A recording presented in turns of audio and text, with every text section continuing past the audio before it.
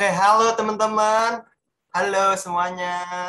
Halo. Di Saturday, welcome buat semua yang udah hadir. Good to see you again. Mari kita, sebelum kita mau mulai ibadah kita, kita juga chat nih teman-teman kita. Kita ajak teman-teman kita yang lain yang belum join. Kita chat mereka, mungkin kita telepon.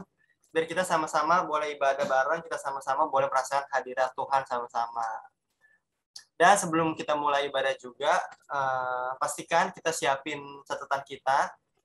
Kita juga di tempat yang kondusif dan udah dengan hati yang ready buat menerima sesuatu yang akan disampaikan, sesuatu yang luar biasa dari Tuhan. Dan aku ajak kalian juga nih untuk on cam dong, teman-teman yang ada di sini semua, udah ada banyak nih. Aku ajak untuk on cam. Halo Kak Neti, ada Kak Abi, dan Hola. Oci, KTB, wah udah banyak nih. Halo semuanya. Dari Pastor Andi juga. Oke, kita mau memulai ibadah kita mau memuji dan menyembah nama Tuhan, tapi sebelumnya kita satu di dalam doa dulu yuk. Mari kita berdoa. Tuhan, selamat sore ya Bapak, bersyukur kembali Tuhan untuk hari ini, untuk segala apa yang Kau berikan Tuhan di hidup kami sampai saat ini. Tuhan Yesus, bersyukur untuk kesehatan yang masih Kau berikan. Tuhan Yesus, sebentar kami juga mau Tuhan untuk beribadah kembali lagi, untuk memuliakan, memuji, dan menyembah Engkau. Tuhan, Kau yang hadir di tengah-tengah kami undang Kau hadir di tengah setiap kami, dimanapun hari ini kami berada. Walaupun kami berpisah, tapi kami percaya kasih-Mu nggak akan kasih-Mu nggak terpisah Tuhan Yesus di setiap hati kami dan di setiap kami hari ini di tempat kami, dimanapun kami berada Tuhan Yesus. Terima kasih Bapak. Sebentar kami mulai ibadah kami, biar Engkau yang pimpin dari awal, pertengahan, hingga akhir, boleh berjalan dengan lancar. Berdoa juga untuk teman-teman kami yang hari ini mungkin dalam perjalanan, biar Engkau yang tibakan semuanya, boleh dengan selamat, tidak kekurangan suatu apapun. Terima kasih Bapak, kami siap untuk menerima firman-Mu, kami siap untuk memuji dan memuliakan nama-Mu. Hanya di dalam nama Tuhan Yesus, kami berdoa dan mengucap syukur. Amin. Enjoy the service.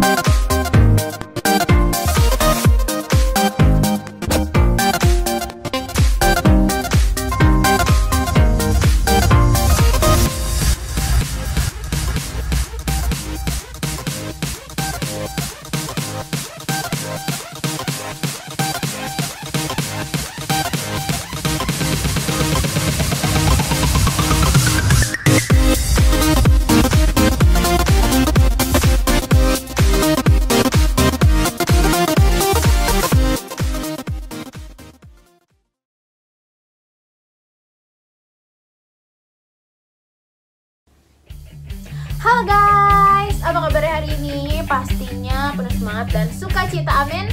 Karena kita mau sama-sama datang sama Tuhan, kita mau bawa hati kita mau bawa pikiran kita untuk memuji Dia. karena Dia Allah yang setia, Allah yang mau berjalan bersama-sama dengan kita. Mari kita siapin hati kita, yuk kita mau puji Tuhan. Kita katakan, tak pernah ku ragu Tuhan. Tak pernah ku ragu akan kesetiaan-Mu, Kau pegang hidupku. Sepenuh jiwaku ku yakin dan percaya, Kau tuntun langkahku. Yesus, Kaulah Raja dalam hidupku, berkuasa berjaya untuk selamanya. Hanya Kau Tuhan, sumber kekuatan, kuasa-Mu tercurah bagiku senantiasa. Denganmu Tuhan, ku kan berjalan dari kemuliaan sampai kemuliaan selamanya. Sama-sama katakan, Tak pernah ku ragu akan kesetiaan-Mu, Kau pegang hidupku. Sepenuh jiwaku ku yakin dan percaya, Kau tuntun langkahku. Yesus, Kaulah Raja dalam hidupku, berkuasa berjaya untuk selamanya. Hanya Kau Tuhan, sumber kekuatan, kuasa-Mu tercurah bagiku senantiasa.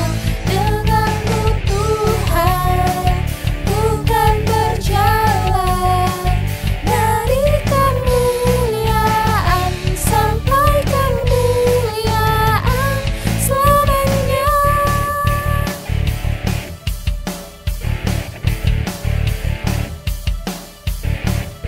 Dia Allah yang bisa kita andalkan, Dia Allah yang mau berjalan bersama kita. Amin. Mari sama-sama kita mau lebih lagi percaya bahwa Dia adalah Allah yang luar biasa, Allah yang gak akan meninggalkan kita, Allah yang mau senantiasa berjalan. Dia Allah yang setia. Katakan Tuhan. Yesus, Kaulah Raja dalam hidupku, berkuasa berjaya untuk selamanya. Yesus, Kaulah Raja dalam hidupku, berkuasa berjaya untuk selamanya. Hanya Kau Tuhan, sumber kekuatan, kuasa-Mu tercurah bagiku senantiasa. Denganmu Tuhan, ku kan berjalan dari kemuliaan sampai kemuliaan. Hanya Kau Tuhan, sumber kekuatan, kuasa-Mu tercurah bagiku senantiasa. Denganmu Tuhan, ku kan berjalan dari kemuliaan sampai kemuliaan selamanya. Amin Tuhan, Kau Allah yang luar biasa. Terima kasih Tuhan. Haleluya Yesus Tuhan. Mari kita berikan sorak-sorai untuk Tuhan kita. Sungguh Kau Allah yang luar biasa Yesus. Thank you Lord Jesus.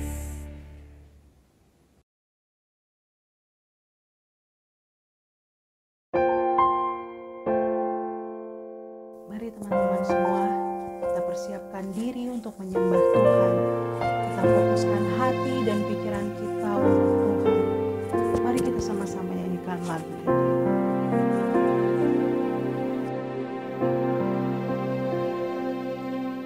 Bapa, Engkau mengenalku lebih dari siapapun.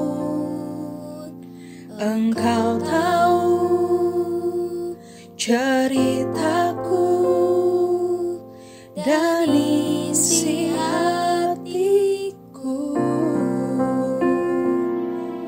Tak peduli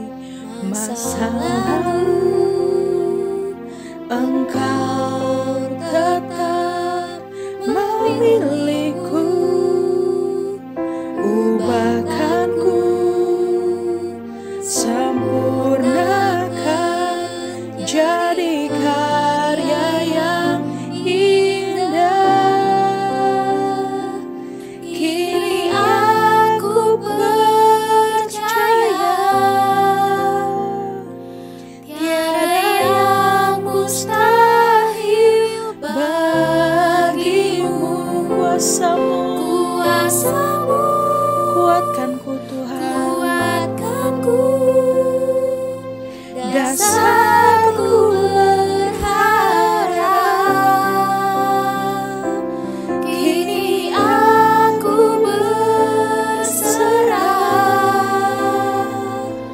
pada rancangan-Mu bagiku. ikuti Panggilan-Mu, ku kan setia sampai akhir hidupku. Haleluya Tuhan, hanya Tuhan yang setia, yang gak akan pernah melihat masa lalu kita. Tak peduli masa lalu, Engkau tetap memilihku. Ubahkanku, sempurnakan, jadi karya yang indah. Kini aku percaya tiada yang mustahil bagimu. Kuasa-Mu Tuhan, Kuasa-Mu, kuatkanku, dasarku berharap. Kini aku berserah pada rancangan-Mu bagiku.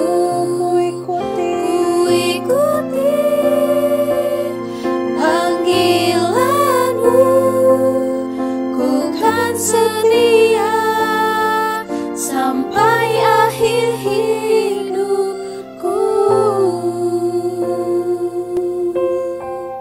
haleluya, ku kan setia Tuhan, hanya Kau yang layak disembah. Terima kasih Bapa, Kau tidak pernah meninggalkanku.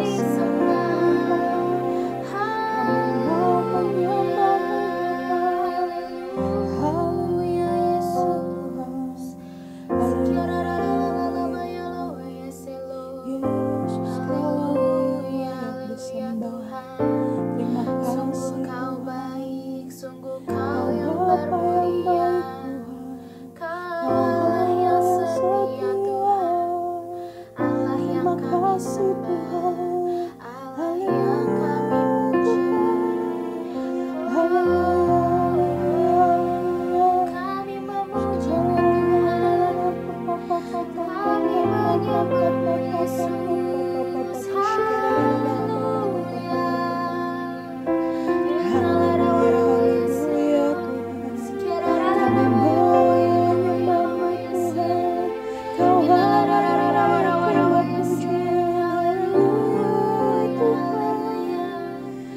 Sungguh Kaulah yang kami sembah,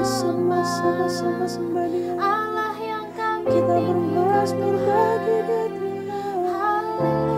Karena Tuhan Allah yang layak terima pujian. Haleluya. Terima kasih Tuhan. Kami mau menyembah-Mu, tinggikan nama-Mu. Kau Allah yang layak disembah. Haleluya, haleluya, haleluya.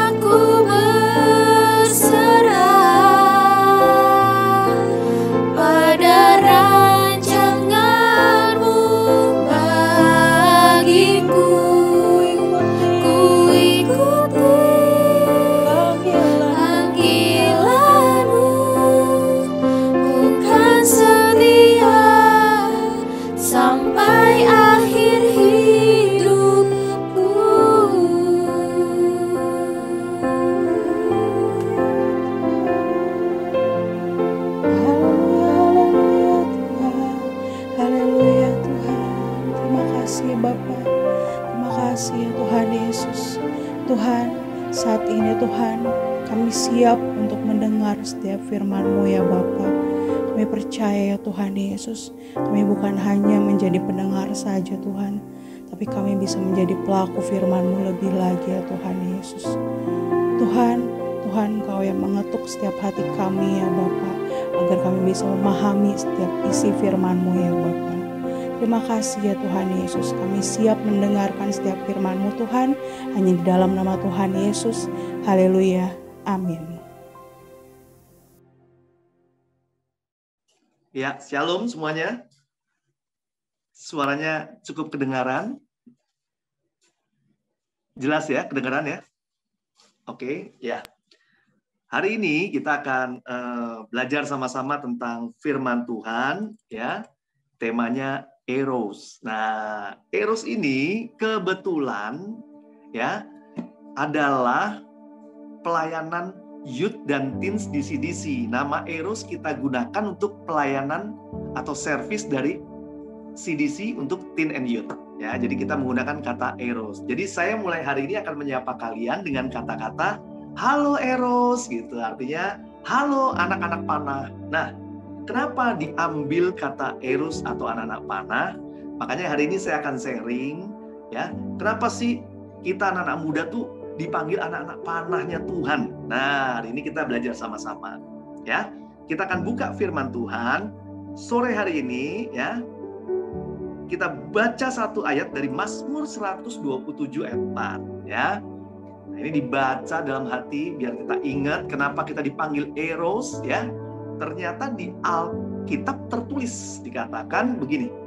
Seperti anak-anak panah di tangan pahlawan, demikianlah anak-anak pada masa muda. Artinya anak-anak pada masa muda ya masa-masa muda saat ini. Kalian semua adalah anak-anak Tuhan yang masih di masa muda ya. Dikatakan seperti anak-anak panah. Anak-anak panah artinya Eros ya, di tangan pahlawan. Siapakah pahlawannya? Nah, kita harus tahu dulu pahlawannya siapa nih ya. Nah, setelah dibaca, ternyata pahlawannya adalah Tuhan Yesus sendiri. Tuhanlah yang menjadi pahlawannya. Sedangkan kita adalah anak-anak panah.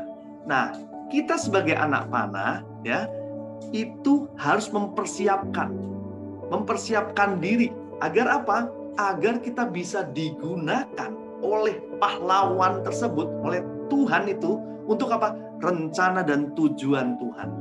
Jadi, hari ini kita belajar ya, bagaimana kita sebagai anak-anak panah dipersiapkan, dibentuk melalui suatu proses agar kita semua siap menjadi alat Tuhan untuk mencapai tujuan Tuhan. Yang percaya katakan amin.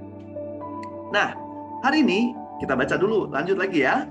Nah, sekarang kita mau belajar tentang gimana sih cara buat anak panah itu. Nah, kita tahu anak panah itu dibuat dari kayu ya. Kita tahu pasti dari kayu. Bahkan nggak mungkin kayu itu harus dibutuh proses, dipotong, dibelah, hingga hal yang pertama dapat batang kayu ya. Nah, proses pertama untuk membuat anak panah yaitu diluruskan. Nah, bilang sama diri kita, bilang diluruskan. Saya anak panah Tuhan harus diluruskan. Nah, ini proses pertamanya diluruskan. Batang panah itu harus diluruskan agar nggak mencong-mencong, nggak belok-belok. Kalau lurus, dia akan terbang atau melesat dengan baik ya. Nah, kalau secara rohaninya bicara diluruskan itu yaitu butuh firman Tuhan ya. Kita setiap anak-anak Tuhan, anak-anak muda di sini ya, yang bersemangat ini ya, harus mau diluruskan melalui apa?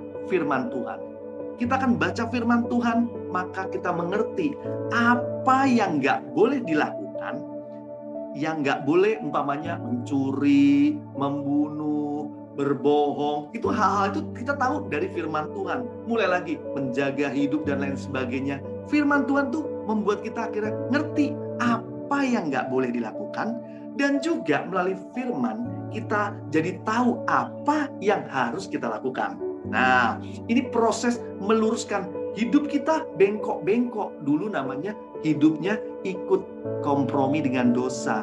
Karena nggak ngerti firman Tuhan, kita sering umpamanya mabuk-mabukan, ya kan, mencontek, ya kan, pulang malam, ya kan, mengecewakan orang tua dan lain-lain sebagainya. Mungkin kita melakukan banyak dosa, tapi firman Tuhan itu meluruskan kita bahwa ini loh yang harus dilakukan dan ada yang tidak boleh kita lakukan. Itu membuat kita akhirnya mengerti. Hidup kita nggak belok-belok lagi. Hidup kita mulai lurus semenjak kita mengenal Tuhan. Artinya kita masuk namanya pertobatan.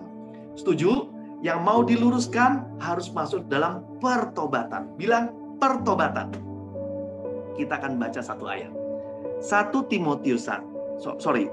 Timotius 3 ayat 16. Dikatakan begini, segala tulisan yang diilhamkan Allah memang bermanfaat untuk mengajar, untuk menyatakan kesalahan, untuk memperbaiki kelakuan, dan untuk mendidik orang dalam kebenaran. Nah, pertobatan adalah proses seseorang meninggalkan segala dosa, hidup yang lama, sesuai dengan firman Tuhan, memperbaiki kelakuannya, mengakui kesalahannya, hingga akhirnya hidup di dalam kebenaran. Katakan amin. Nah, ini proses pertama, yaitu proses di mana kita menjadi anak panah harus diluruskan. Nah, slide berikutnya. Nah, ada 2 jenis pertobatan nih, ya. Mudah-mudahan di sini bisa tahu mana sih yang cocok sama saya ini. Harusnya saya sebagai anak panah itu apa? Ada pertobatan, pola yang pertama yaitu polanya si bunglon. Nah, waktu hijau dia ikut hijau, berubah nggak? Berubah. Waktu putih, di daun putih dia ikut putih, ya nggak? Nah, bunglon ini berubah. Pertobatannya kelihatan berubah, tetapi ya perubahannya sebentar lagi kembali lagi. Nah, ini yang disebut ya tobat kumat. Ya, bikin dosa, bertobat, balik lagi. Nah, kalau kita mengalami ini, maka kita harus apa? Mengakui dosa-dosa kita, pelepasan. Minta semua dosa kita dihapuskan agar apa? Pertobatannya bisa permanen. Jangan tobat kumat. Nah, harapan Tuhan sama kita yaitu di pola kedua, yaitu pola di mana kita mengalami perubahan secara drastis, ya, perubahan yang terjadi selamanya. Seperti apa? Seperti ulat menjadi kupu-kupu. Perubahannya kelihatan jelas, ya. Dari bentuknya ulat yang suka makan daun bergetah dan pahit menjadi seekor kupu-kupu yang punya sayap, bisa terbang, dan makanannya adalah makanan yang manis, yaitu madu. Jadi pertobatan itu nggak bisa hanya sementara saja, ya, tapi harus pertobatannya harus selamanya, artinya permanen. Amin. Nah, kalau sekarang masih ada di antara kita yang masih tobat balik lagi. Nah, sore hari ini diingatkan Tuhan nih, ayo cepat-cepat mengambil keputusan untuk apa? Bertobat. Karena kalau kita nggak bertobat, panah kita yang tadi dipersiapkan buat Tuhan, aduh, itu nggak bisa lempeng, nggak bisa lurus hidup kita. Akhirnya apa? Kita belok-belok. Akibatnya kita nggak bisa dipakai Tuhan loh jadi alat Tuhan. Sedangkan rencana Tuhan adalah memakai semua anak muda, termasuk kita semua yang ada di sini, untuk dijadikan alatnya yang luar biasa. Mari kita lanjut lagi. Proses yang kedua, membuat anak panah, yaitu biar bagus harus diruncingkan. Bilang, diruncingkan. Anak panah harus diruncingkan. Nah, diruncingkan itu ditajemin bagian depannya. Panah kalau nggak tajam depannya, dilempar, ya nggak ngaruh apa-apa, ya kan? Targetnya juga nggak akan bisa dibunuh, umpamanya kalau itu burung ya targetnya, atau apa umpamanya binatang binatang buruan, nggak bisa dibunuh kalau depannya tidak runcing. Makanya butuh diruncingkan melalui apa? Ujian iman. Nah, di ujian iman inilah setelah tadi kita bertobat, kita kenal Tuhan, apa yang harus kita lakukan, diuji imannya. Ya, jangan hanya bisanya ngomong doang, prakteknya nggak bisa, ya kan? Mulai praktek firman Tuhan yang tadi kita dengar, kita tahu, oh aku harus menghormati orang tua ya. Nah, mulai, ya kan? Oh, aku harus ibadah rajin.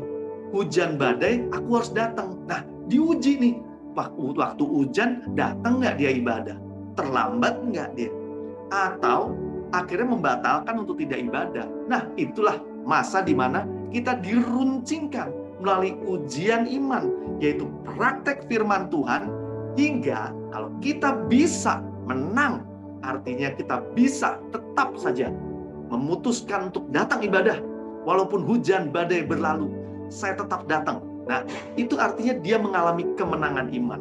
Dan kemenangan iman ini ada tujuannya, yaitu untuk kesaksian, untuk memuliakan nama Tuhan. Kita baca ayatnya yuk, sama-sama ya. Di 1 Yohanes 5 ayat 4 dikatakan begini, sebab semua yang lahir dari Allah mengalahkan dunia. Dan inilah kemenangan yang mengalahkan dunia, iman kita. Katakan amin. Tuhan kasih kesempatan untuk kita menang. Apa yang membuat kita menang? Iman kita, kepercayaan kita ini harus diuji, diperjuangkan hingga ada kemenangan. Ya, ini rencana Tuhan nih, kemenangan. Buat apa? Buat kesaksian. Kembali lagi apa? Buat memuliakan nama Tuhan. Jadi, proses yang kedua, anak panah itu ditajamkan melalui apa? Ujian. Dan akhirnya dia berhasil menang karena iman anak-anak itu. Nah, selanjutnya kita masuk slide berikutnya. Saya akan kasih contoh ya. Ini ada contoh tokoh di Alkitab ya. Ada Daud muda, ada Daud dewasa. Nah, ini kita akan memikirkan hal yang sama, yaitu gini. Apa yang terjadi di masa muda ternyata Tuhan persiapkan untuk di masa dewasa nanti kita. Yang terjadi hari ini, yang kita lakukan hari ini, ternyata Tuhan ingin kita mempersiapkan diri untuk masa yang akan datang. Nah, saya ambil contohnya Daud ya. Nah, waktu Daud muda, ia menggembalakan domba ya. Dombanya cuma berapa? 2-3 di Alkitab. Kalau yang sering baca Alkitab, ditulis di situ 2-3 domba doang. Daud muda. Tapi ternyata itu merupakan persiapan yang Tuhan siapkan ya, meruncingkan Daud untuk apa? Di masa yang masa depan dia akan memimpin bangsa Israel. Daud menjadi raja, menjadi penggembala bukan domba lagi, tapi orang, satu bangsa Israel. Jadi kita melihat bahwa ternyata ada proses Tuhan mempersiapkan Daud muda untuk menjadi Daud yang dewasa nanti menjadi seorang raja. Selanjutnya, ya, Daud muda ya dipersiapkan Tuhan dengan melawan singa dan beruang. Waduh, siapa di sini yang mau berani melawan singa? Ada nggak? Atau melawan beruang ya? Kadang-kadang sama kucing aja kita takut ya, apalagi sama cakar singa ya nggak? Apalagi melawan beruang. Tetapi Daud muda dilatih Tuhan melalui proses dia latihan tuh lawan singa sama beruang. Kalau kita baca Alkitab, beruang sama singa, janggutnya ditarik-tarik. Ini luar biasa banget Daud ya. Nyalinya gede banget ya. Karena dia bersama Tuhan, dia mampu, dia sanggup melakukan segala hal. Termasuk mengusir singa dan beruang yang mau ngegigit 2 atau 3 domba. Nah, kalau ini mungkin teman kita umpamanya Kak Daniel gitu ya, suruh menggembalakan 2-3 domba ya. Nah, pas 2-3 domba ada singa, pasti Kak Daniel lari lah ya. 2-3 dombanya biarin aja dah, dimakan dah. Iya kan? Nanti kita bisa beli lagi ya. Nah, kalau tipikal kayak gini akhirnya kita nggak bisa siap. Ya nggak? Kita tahu nggak? Dipersiapkan Tuhan. Buat apa Daud dipersiapkan? Untuk melawan namanya raksasa Goliat. Nah, Goliat itu badannya saya gede-gede beruang, ya kan? Serem, gede, besar. Tapi tahu nggak? Daud berani melawan. Kenapa? Dia punya pengalaman tadi, kesaksian tadi yang dialami dalam hidupnya. Dia praktek firman tuh, dia praktek apa yang dialami dalam hidupnya hingga dia berani di masa yang akan datang melawan raksasa Goliat. Yang lain gak ada yang berani, Daud berani, ya nggak? Yang selanjutnya, ini menarik nih. Kandi setelah baca, Kandi baru ngerti apa yang Tuhan maksud. Si Daud itu diajar bermain kecapi. Nah, pada waktu nungguin dombanya 2-3 ekor itu, Daud main kecapi ya. lagu-lagu ya, lagu-lagu memuji Tuhan lah ya. Dia main kecapi ya, dia senang main kecapi, ngabisin waktu kan. Namanya nemenin domba itu lama kalau makan ya kan. Bawa lagi nanti dia minum ke air yang tenang. Butuh waktu, hiburannya apa? Main kecapi, ya nggak? Nah, apa yang terjadi di masa yang akan datang? Ya, ternyata hobinya ini, kesenangannya si Daud ini jadi berkat juga loh. Mengusir roh jahat yang menempel pada Raja Saul. Jadi kalau Daud main kecapi, roh jahatnya pergi. Nah, itu ternyata jadi begini. Setelah saya akan ditahu, ternyata benar. Semua yang kita inginin, semua yang Tuhan percayakan saat ini, mungkin kita bermain gitar, ya kan, belajar main gitar, belajar main drum, hobi kita, kesenangan kita, itu ternyata di masa yang akan datang bisa dipakai Tuhan atau dipersiapkan Tuhan untuk jadi berkat, untuk menjadi sesuatu yang luar biasa. Hidupnya berubah hingga hidupnya mengubahkan orang lain. Itu yang dialami Daud, dan kita percaya semua di sini. Para eros semua di sini, hidupnya harus apa? Berubah pertama. Yang kedua, hidupnya mengubahkan. Akibatnya apa? Hidup kita punya dampak. Nggak hanya kita aja yang berubah, tapi merubah hidup orang yang lain. Oke, kita masuk slide yang selanjutnya. Ini yang ketiga. Prosesnya yang terakhir, yaitu anak panah setelah dilurusin, ya, terus diruncingkan depannya biar bisa nancep ya pada targetnya. Belakangnya dikasih bulu. Nah, fungsi bulu itu apa? Untuk diseimbangkan, ya. Fungsi bulu itu untuk menyeimbangkan. Jadi kalau terbang dia nggak belok-belok karena angin itu bisa mengganggu ke kiri ke kanan, tapi dengan ada bulu itu dia bisa menyeimbangkan si anak panah itu lurus sampai pada tujuan yang diharapkan. Nah, kita bilang apa? Diseimbangkan. Kita bilang anak panah diseimbangkan. Nah, dengan apa diseimbangkannya? Dengan Roh Kudus. Nah, kok apa sih maksudnya? Nah, kan dijelaskin ya, gini. Di dalam kehidupan kita pasti ada kebutuhan duniawi, ya, makan, minum, ya kan, dan lain-lain sebagainya. Tapi kita sadar nggak sih tubuh kita ini juga butuh kebutuhan rohani, ya nggak? Kalau tidak punya Roh Kudus, maka kita tidak bisa menguasai diri hingga yang kita cari hanya kebutuhan duniawi saja dan tidak mau atau malas-malesan untuk kebutuhan rohani. Sedangkan kalau hidup kita nggak seimbang, kita ngejar duniawi aja. Tahu nggak, duniawi itu mau kita kejar, mau kita raih, dapat semuanya, tetapi tahu nggak ada yang kekal. Akhirnya kita tinggal, percuma hidup kita. Karena kalau hanya mengejar duniawi saja, tidak ada yang kekal, percuma.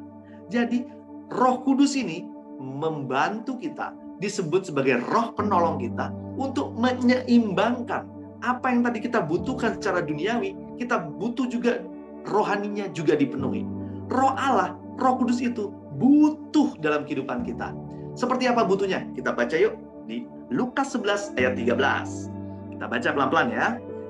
Jadi, jika kamu yang jahat tahu memberi yang baik kepada anak-anakmu, apalagi Bapamu yang di sorga. Kata-kata ini menjelaskan gini, Bapamu di sorga itu baik banget.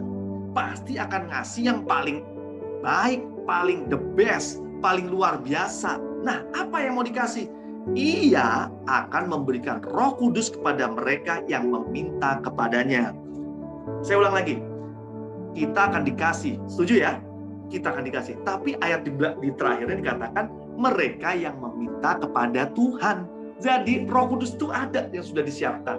Tapi kalau kita nggak pernah minta, ya nggak dapet. Jadi teman-teman yang sekarang ini di sini, ya, yang mendengar firman Tuhan hari ini, kalau belum menerima Roh Kudus, belum menerima bahasa roh, minta sama Tuhan dengan segala kerinduan. Agar apa? Kalian dapat hal yang terbaik. Tuhan memberikan yang terbaik. Roh Kudus tersebut adalah Roh Allah sendiri.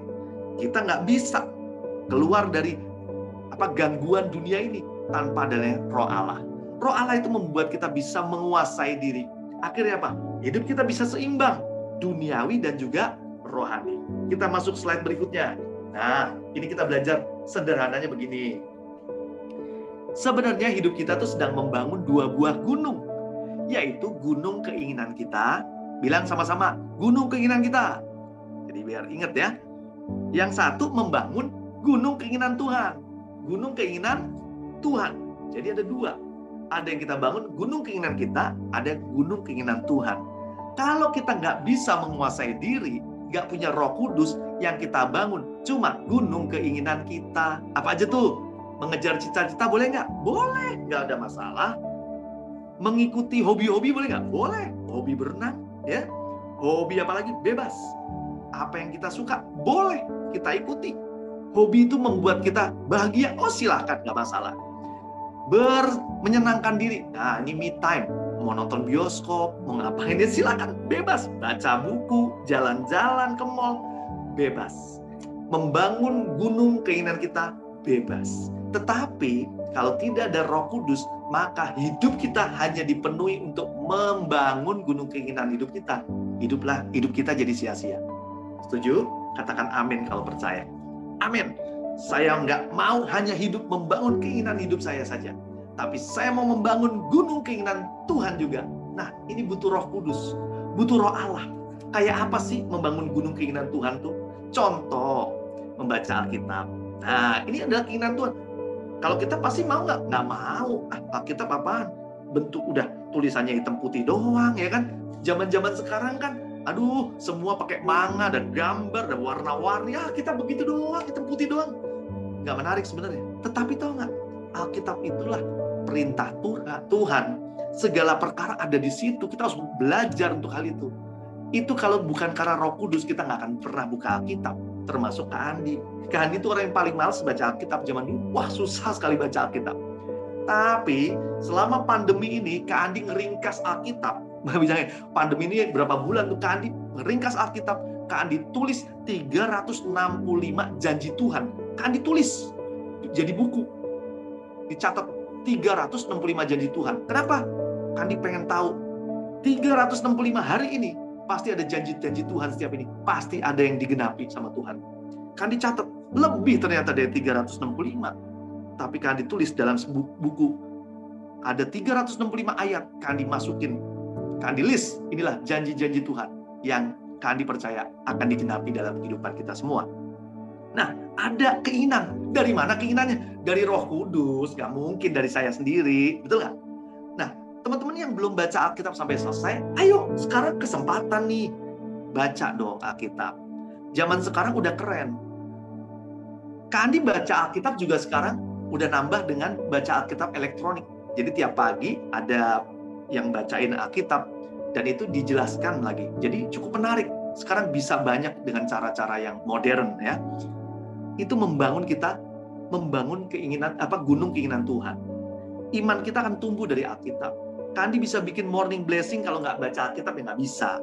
Ya kan? Baca Alkitab harus setiap hari lagi ya kan? Banyak referensi khotbah dan lain sebagainya. Itu membangun gunung keinginan Tuhan. Yang kedua, membangun mesbah doa itu merupakan keinginan Tuhan. Kenapa? Roh ini menyembah Tuhan. Roh Allah ini adalah roh yang senang menyembah Tuhan. Kalau kita nggak senang menyembah Tuhan, jadi pertanyaan nih, ya, jangan-jangan kita sebagai anak Tuhan nggak punya kuasa apa-apa. Padahal di dalam mesbah doa, di dalam doa, dalam pujian ada penyembahan, itu ada kuasa Tuhan loh. Kalau kita membangun mesbah doa, luar biasa. Nah, 21 hari yang lalu waktu awal bulan ini, selama 21 hari ada doa puasa. Nah, Kak Andi ikut tuh, ya. Dengan susah payah, Kak Andi ikut untuk berhenti tidak minum kopi. Nah, Kak Andi kalau minum kopi banyak, sehari bisa 3 sampai 5 gelas. Ya, itu seumur hidup Kak Andi belum pernah berhenti ngopi gitu ya sekarang. Ngopi aja tiap hari ya. Kerja, ngopi, ini biar ini. Tapi 21 hari Kak Andi minta pertolongan Roh Kudus. Tuhan, aku pengen berhenti ngopi.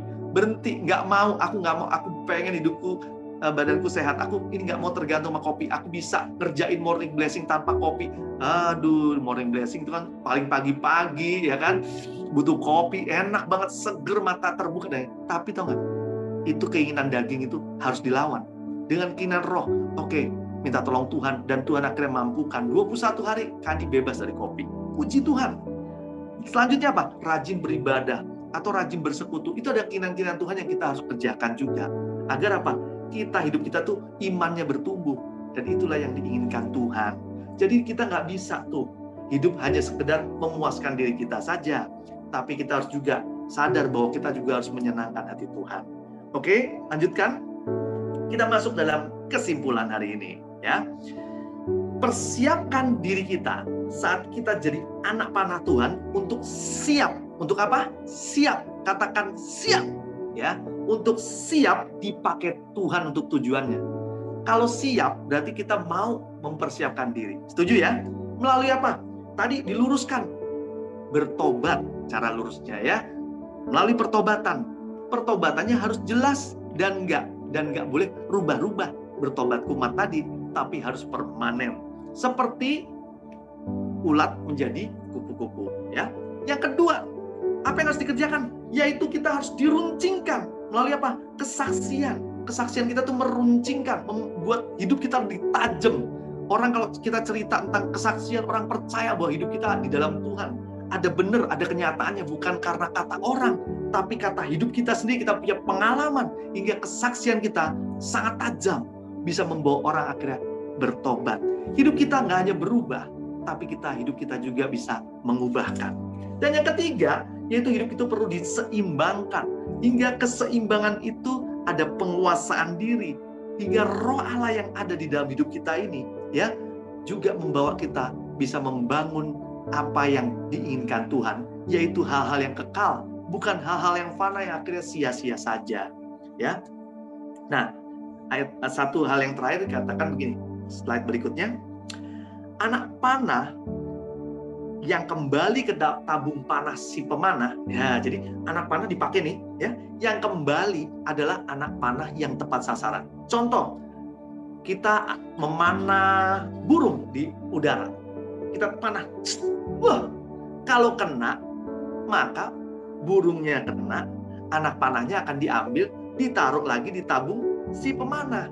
Kalau nggak kena, panahnya hilang, nggak tahu kemana, ya nggak, hilang. Ingat, jadi anak panah yang tepat sasaran itu akan dipakai Tuhan terus, dan terus. Itulah hidup kita, anak-anak panah di tangan pahlawan. Katakan amin. Kita harus jadi anak-anak panah yang siap, siap untuk apa? Untuk dipakai Tuhan, untuk rencana Tuhan yang luar biasa. Nah, Kandi tutup dengan satu kesaksian. Hidup kita semuanya pasti pengen punya rencana Tuhan ada dalam hidup kita. Tetapi Tuhan bisa pakai banyak orang dan siapa saja.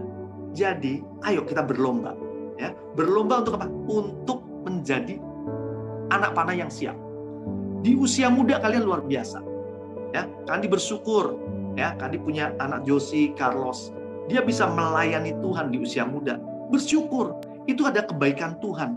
Itu bukan karena kekuatan hebatnya, bukan, tapi karena roh Allah, Roh Kudus itu yang mempertobatkan seseorang dan akhirnya dipakai Tuhan luar biasa. Kandi udah nggak lagi nyuruh baca Alkitab, mereka sudah menjalankan sendiri. Itu luar biasa. Coba zaman Kandi dulu disuruh aja sama orang tua nggak mau, nggak. Zaman Kandi dulu benar-benar nakalnya minta ampun, hingga akhirnya menyesal juga. Kenapa dulu begini? Tapi penyesalan kan selalu datangnya terlambat, ya. Kalau duluan namanya pendaftaran, ya. Nah, sekarang Kandi mau kasih tahu. Dari situ Kandi merasa, aduh Tuhan terima kasih. Kandi melihat anak-anak panah, anak-anak muda itu kalau dipakai Tuhan luar biasa, jadi berkat luar biasa buat banyak orang, dan rencana Tuhan hebat ada di depan buat kalian semua. Kandi mau kasih tahu bahwa sekarang kita sudah di gereja dengan sinode yang baru, yaitu GACE, yang core-nya, ada bagian utamanya adalah anak-anak muda. Cara kebaktiannya, gaya-gayanya anak muda banget. Nah, bulan depan kita akan kebaktian ketemu di gereja. Nah, ini ada kesempatan yang luar biasa untuk kita ngajak banyak anak muda. Kita mau dipakai Tuhan. Ayo kita mulai melangkah, maju, agar hidup kita juga dipersiapkan oleh Tuhan, dan juga ada dampaknya dalam hidup kita untuk orang lain. Kita ajak, gereja kita udah berubah banget. Gereja kita ala kafe di bawah, ya. Kalian bisa menikmati minum kopi, teh gratis dalam setiap kebaktian. Dan ini adalah pelayanan yang luar biasa. Dan nanti banyak anak-anak muda akan mengalami perubahan iman mereka melalui setiap kita, orang-orang yang sudah dipanggil lebih dulu. Jangan sampai ketinggalan sama yang berikutnya. Kitalah orang-orang awal. Kitalah orang-orang yang ditetapkan Tuhan menjadi yang baris pertama. Jangan sia-siakan hidup kita. Buktikan sama Tuhan. Kalau kita dipanggil yang paling depan, itu artinya kita akan menjadi kakak-kakak rohani buat yang lainnya. Jangan ketinggalan. Siapkan dirimu jadi anak-anak panah yang dipakai Tuhan. Katakan amin. Mari kita berdoa. Tuhan Yesus, terima kasih. Untuk sore hari ini kami mendengar firman Tuhan. Kami percaya hidup kami adalah anak-anak panah di tangan pahlawan. Engkau Allah yang luar biasa. Memakai kami Tuhan sebagai anak-anak panah yang siap untuk masuk dalam rencana Tuhan. Siap dipakai untuk segala hal yang luar biasa. Kami mau hidup kami juga berubah.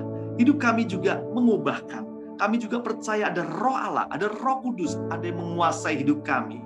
Sehingga hidup kami juga bisa dipakai Tuhan luar biasa. Terima kasih Tuhan, pimpin hidup kami, agar hidup kami senantiasa menjadi berkat buat banyak generasi anak muda saat ini. Di dalam nama Yesus kami berdoa dan mengucap syukur, yang percaya katakan amin.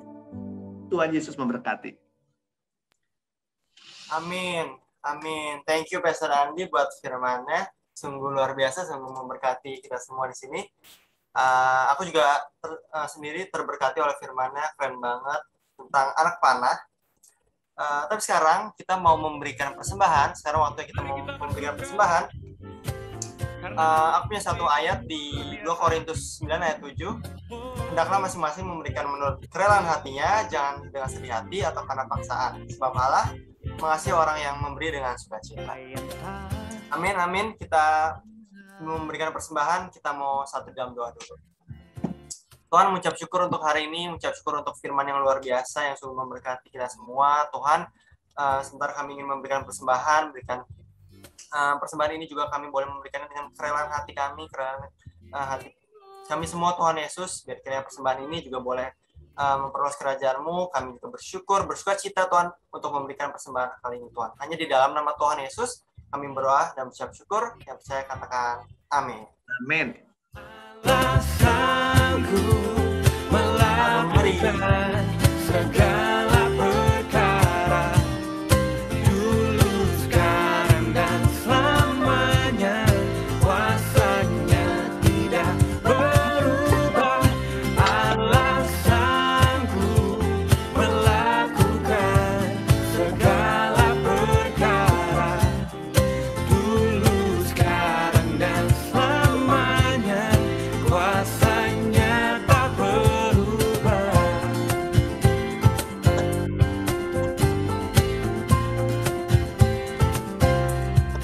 Apa yang tak pernah dilihat mata, yang tak pernah didengar telinga,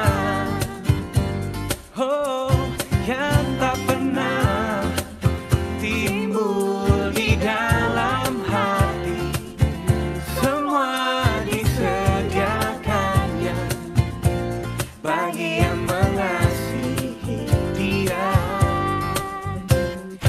Allah sanggup melakukan segala perkara dulu, sekarang, dan selamanya. Kuasanya tidak berubah.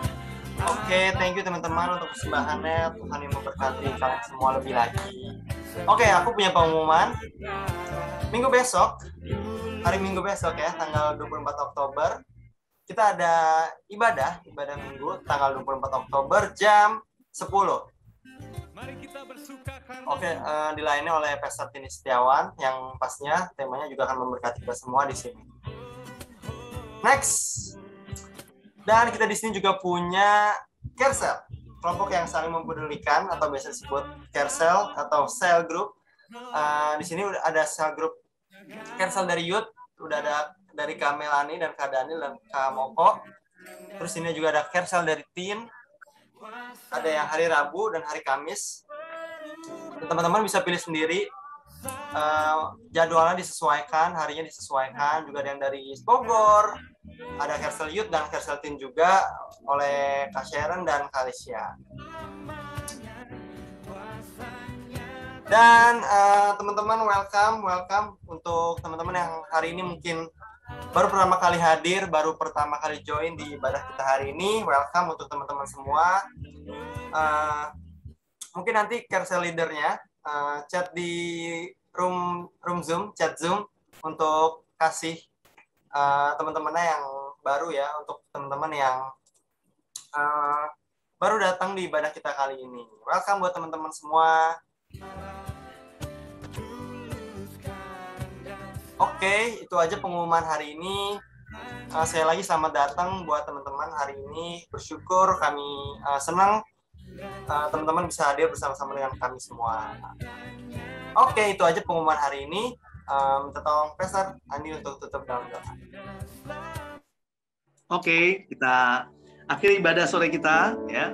Kita akhiri di dalam doa. Mari kita berdoa. Tuhan Yesus, terima kasih untuk kesempatan kami datang beribadah. Tuhan memberikan kelancaran dalam ibadah kami. Semua kembali lagi kami mau belajar menyenangkan hati Tuhan.